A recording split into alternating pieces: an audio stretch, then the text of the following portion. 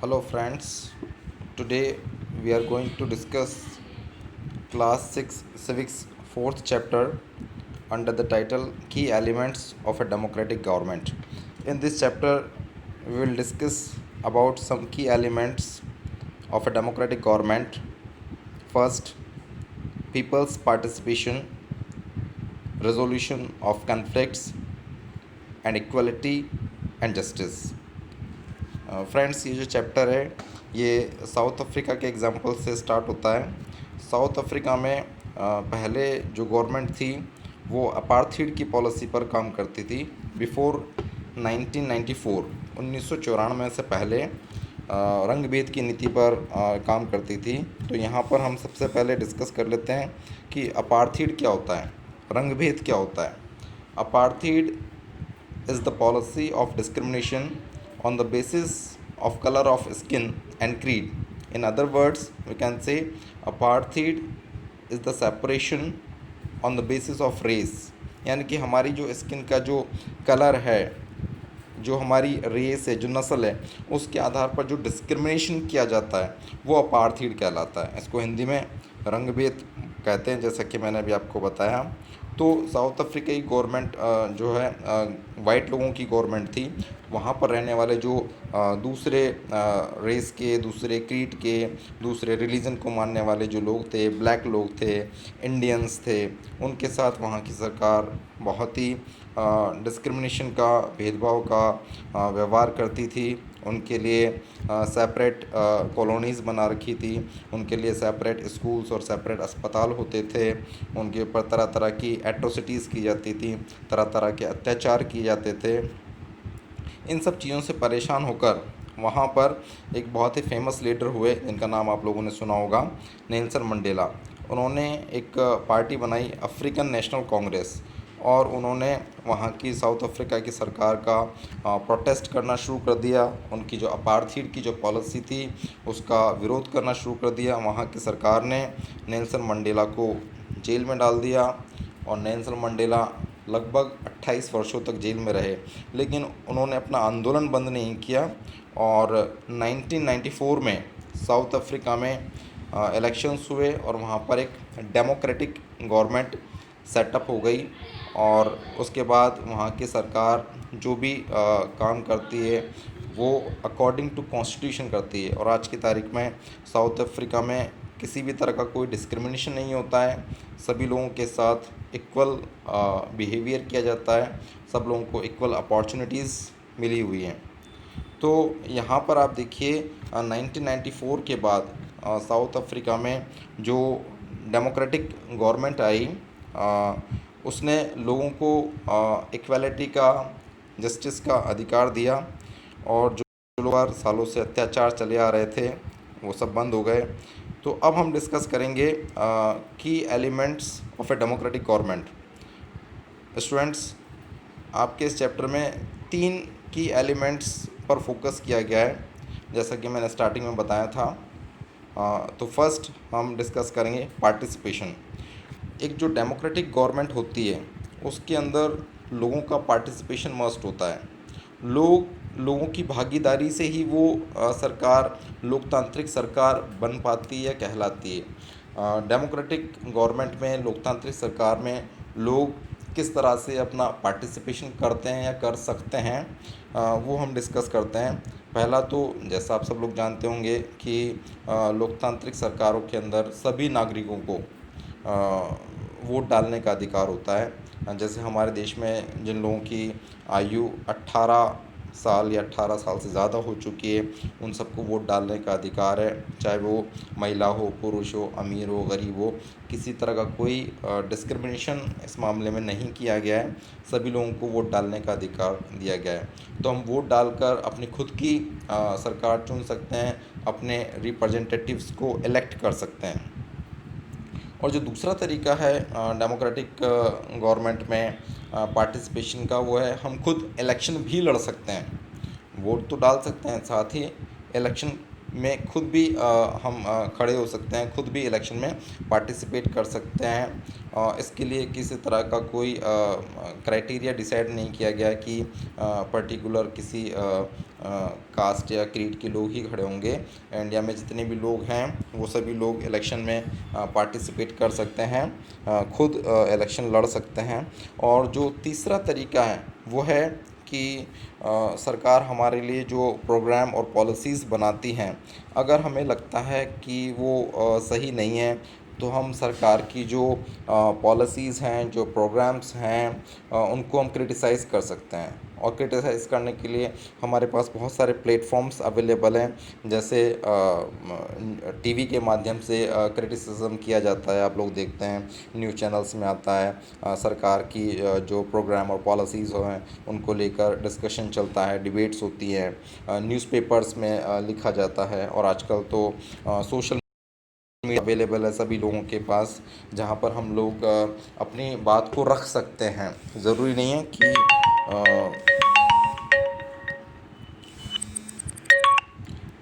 ज़रूरी नहीं है कि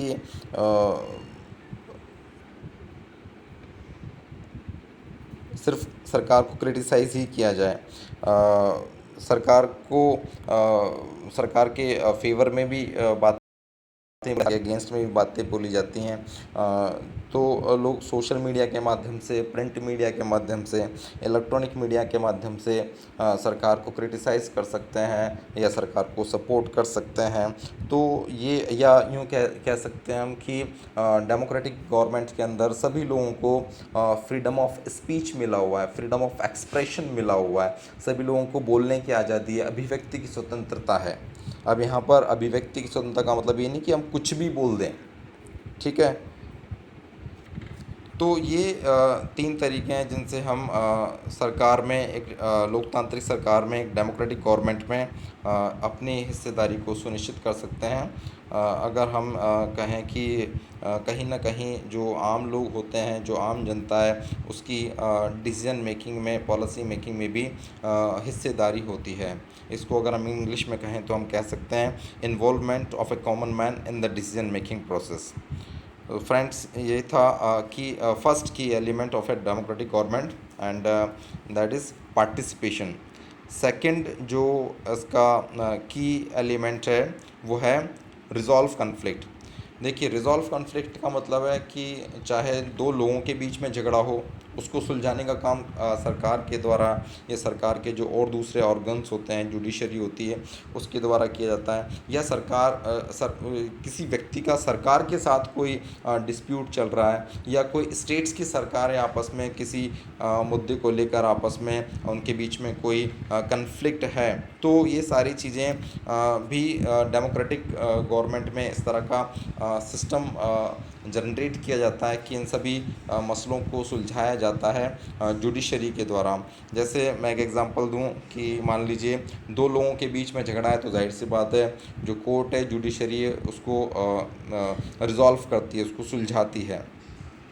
कई मामलों में कुछ लोगों का झगड़ा सरकार से ही है, तो ये मामला भी जुडिशरी के द्वारा सुलझाया जाता है। और कुछ मामलों में कुछ स्टेट्स का आपस में झगड़ा होता है, या स्टेट का गवर्नमेंट ऑफ इंडिया के साथ झगड़ा होता है, तो इन सब मामलों को सुप्रीम कोर्ट सुलझाता है।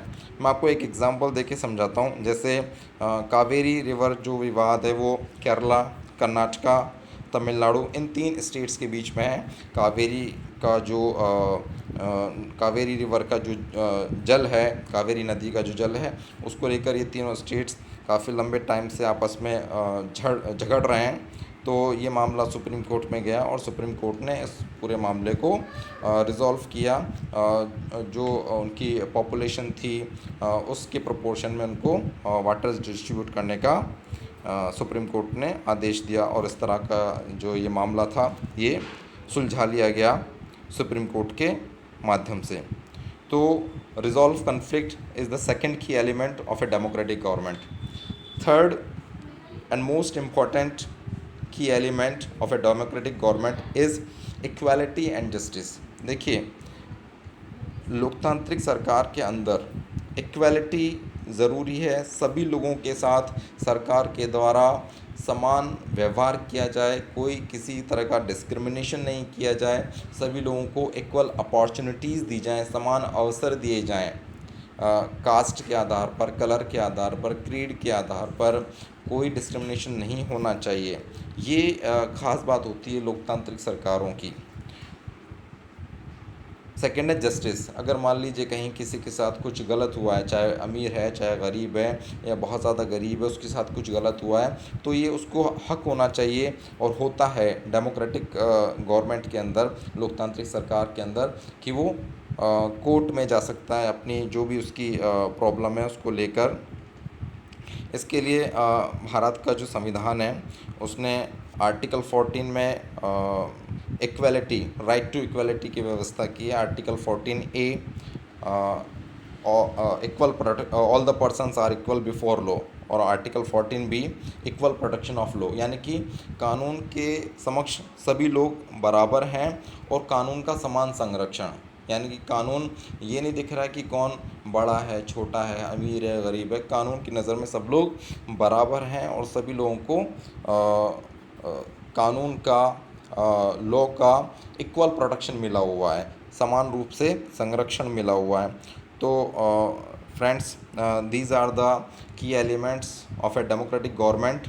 मैं एक बार फिर से तीनों पॉइंट्स को क्लियर कर देता हूँ। जो 3 की एलिमेंट्स हैं डेमोक्रेटिक गवर्नमेंट के, पहला जो हमने डिस्कस किया, participation, peoples participation. Second, resolve conflicts. और थर्ड, इक्वालिटी एंड जस्टिस। तो friends, this was all about key elements of a democratic government. Now we will discuss questions of this chapter. First question, how would Maya's life be different in South Africa today? ये question आपसे पूछ रहा है कि माया की जो life है वो साउथ अफ्रीका में आज किस तरह से भिन्न है। जैसा कि मैंने चैप्टर के स्टार्टिंग में बताया था, पहले साउथ अफ्रीका में लोगों के साथ डिस्क्रिमिनेशन किया जाता था, स्पेशली जो ब्लैक लोग थे या जो इंडियन लोग थे, लेकिन आज की तारीख में इस तरह का कोई डिस्क्रिमिनेशन नहीं है। सेकंड क्वेश्चन है, what are the various ways in which people participate in the process of government. इसका मतलब है कि लोग किन तरीक़ों से डेमोक्रेटिक गवर्नमेंट में पार्टिसिपेट कर सकते हैं। तो देखिए, मैंने बताया आपको कि वोट डालकर हम पार्टिसिपेट कर सकते हैं, खुद इलेक्शन लड़ सकते हैं, या गवर्नमेंट के जो प्रोग्राम पॉलिसीज़ हैं उनको क्रिटिसाइज़ कर सकते हैं, हम रैलियाँ निकाल सकते हैं, मूवमेंट कर सकते हैं, आंदोलन कर सकते हैं। तो ये सारे तरीके हैं जिनसे हम अपना जो पार्टिसिपेशन है उसमें हिस्सेदारी सुनिश्चित कर सकते हैं। थर्ड क्वेश्चन है, why do you think we need to government to find resolution to many disputes और कन्फ्लिक्ट्स। देखिए, लॉ एंड ऑर्डर मेंटेन करने के लिए बहुत ज़रूरी होता है कि लोगों के बीच में जो डिस्प्यूट्स हैं वो सुलझाए जाएं, लोगों के सरकार के साथ जो डिस्प्यूट्स हैं वो सुलझाए जाएं, या सरकारों के आपस में कोई डिस्प्यूट्स चल रहे हैं तो वो भी सुलझाए जाएं। और लोकतांत्रिक जो सेटअप होता है, जो डेमोक्रेटिक जो सेटअप होता है, उसके अंदर जुडिशरी की व्यवस्था इसीलिए की जाती है ताकि इस तरह के जो कन्फ्लिक्ट्स जब सामने आएँ तो उनको प्रॉपर तरीके से रिज़ॉल्व किया जा सके, प्रॉपर तरीके से उनको एड्रेस किया जा सके, ताकि उस पर्टिकुलर स्टेट में, उस पर्टिकुलर कंट्री के अंदर शांति बनी रहे। फोर्थ क्वेश्चन है, what actions does the government take to ensure that all people are treated equally. इसका मतलब है गवर्नमेंट अपनी तरफ से क्या कोशिश कर रही है कि सभी लोगों को इक्वली ट्रीटमेंट मिले, एक जैसा व्यवहार मिले, समान व्यवहार मिले। देखिए, मैंने इसके लिए आपको बताया कि हमारे कॉन्स्टिट्यूशन में इसकी व्यवस्था की गई है। कॉन्स्टिट्यूशन में सबको फंडामेंटल राइट्स दिए गए हैं, राइट टू इक्वालिटी दिया गया है, फ्रीडम ऑफ एक्सप्रेशन दिया गया है। मैंने बताया भी था आप लोगों को, आर्टिकल 14A में बोला गया है all the persons are equal before law, यानी कि सभी लोग कानून के सामने बराबर हैं। और article 14B equal protection of law, यानी कि सभी लोगों को कानून का समान संरक्षण प्राप्त है। अगर आपके साथ कुछ गलत होता है, कुछ आपको लगता है कि आपके साथ अन्याय हुआ है, तो आप न्यायालय की शरण में जा सकते हैं, वहाँ पर आपको डेफिनेटली जस्टिस मिलेगा, न्याय मिलेगा। फिफ्थ क्वेश्चन है, read through the chapter and discuss some of the key ideas of a democratic government. मैं एक list for example all people are equal. देखिए हम इसको ऑलरेडी डिस्कस कर चुके हैं। जो की एलिमेंट्स ऑफ डेमोक्रेटिक गवर्नमेंट है उसके अंदर इक्वलिटी और जस्टिस तो दिया गया है। इसके अलावा आर्टिकल 17 में प्रोहिबिशन ऑफ अनटचेबिलिटी यानी कि छुआछूत का पूरी तरह से निषेध कर दिया गया है। आर्टिकल 15 में लिखा गया है there will be no discrimination on the basis of class, caste, creed, age, gender etcetera. तो ये सारी चीज़ें हैं जो हमें भारत के संविधान के द्वारा दी गई हैं, और ये जो फंडामेंटल राइट्स हमें दिए गए हैं, जो मूल अधिकार हमें दिए गए हैं, ये एंश्योर करते हैं, ये सुनिश्चित करते हैं कि किसी भी व्यक्ति के साथ किसी भी तरह का कोई डिस्क्रिमिनेशन ना हो।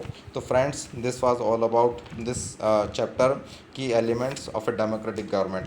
आपको इसमें सिर्फ ये चीज़ ध्यान रखनी है, 3 की एलिमेंट्स पर आपको फोकस करना है। पहला जो की एलिमेंट लिखा गया है आपकी बुक के अंदर वो है पीपल्स पार्टिसिपेशन, और दूसरा है रिजॉल्व कन्फ्लिक्ट्स, और तीसरा पॉइंट है equality and justice. Thank you.